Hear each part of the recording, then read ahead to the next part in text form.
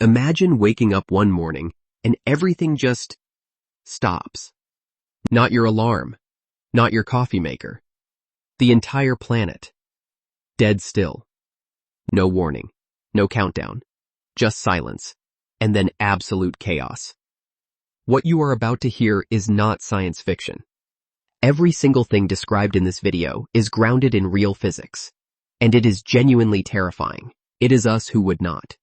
That is faster than the speed of sound. You cannot feel it because everything around you, the air, the oceans, the buildings, your body, is all moving at the same speed. It is like being on a plane at cruising altitude. Smooth, comfortable, unnoticeable. But the moment that plane stops mid-air, everything changes. Now apply that same logic to an entire planet carrying 8 billion people, trillion-ton oceans, and an atmosphere stretching hundreds of miles above the surface. The Earth stopping its rotation, even for just 5 minutes, would not be a minor inconvenience. It would be the single most catastrophic event in the history of human civilization. For the vast majority of people on the surface, death comes in the first 10 seconds. Instantly, mercilessly, without a single moment to comprehend what is happening. Your body, along with every other object on the surface, is still moving at 1,040 miles per hour due to inertia. Think of it like being in a car that slams into a wall. The car stops. You do not. Except in this case, the car is the entire planet, and the wall is physics itself. In the first 10 seconds, every human being on the surface is launched horizontally at supersonic speed. Buildings do not crumble slowly.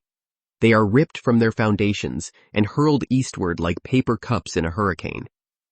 Bridges, skyscrapers, mountains of loose rock and soil, all of it becomes a projectile moving faster than a bullet. The ground beneath your feet is still there, but you are no longer on it. You are flying, and there is nothing to stop you. The sheer force of this sudden deceleration would be equivalent to hitting a wall at over 1,000 miles per hour. The sky itself would become a weapon. Water, like everything else, was moving at rotational speed. When the Earth stops, those oceans do not. Billions of tons of seawater continue moving eastward, climbing over coastlines, swallowing entire countries in a matter of seconds. We are not talking about a tsunami here. A tsunami is a ripple compared to this. This is a mega wave, a wall of water potentially thousands of feet high, moving at supersonic speed, consuming everything in its path. The eastern coastlines of every continent would be the first to disappear.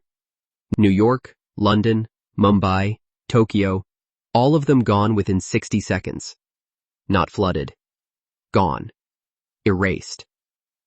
Meanwhile, the atmosphere is doing the same thing. The climate as we know it ceases to exist within hours. The sudden stop would trigger earthquakes of a magnitude never recorded in human history. Every tectonic plate on Earth would shudder simultaneously. Volcanoes that have been dormant for centuries would rupture. The crust of the Earth, already stressed beyond comprehension, would crack and shift in ways that reshape entire continents. The magnetic field, which is generated by the Earth's spinning liquid iron core, would begin to weaken almost immediately. Without the spin, the dynamo effect that protects us from solar radiation starts to fail. Cosmic rays and solar winds would begin penetrating the atmosphere.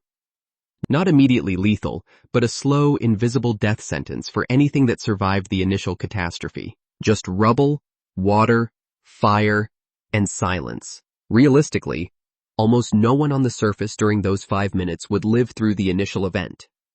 The only people with any meaningful chance would be those deep underground, in reinforced bunkers or mine shafts, far from coastlines and fault lines. Even then, the seismic activity would be so severe that most underground structures would collapse.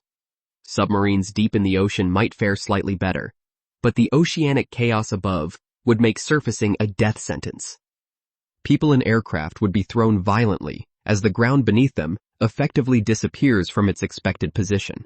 Most planes would crash. The honest answer is that in a world of 8 billion people, survival in those 5 minutes would be measured in thousands, not millions.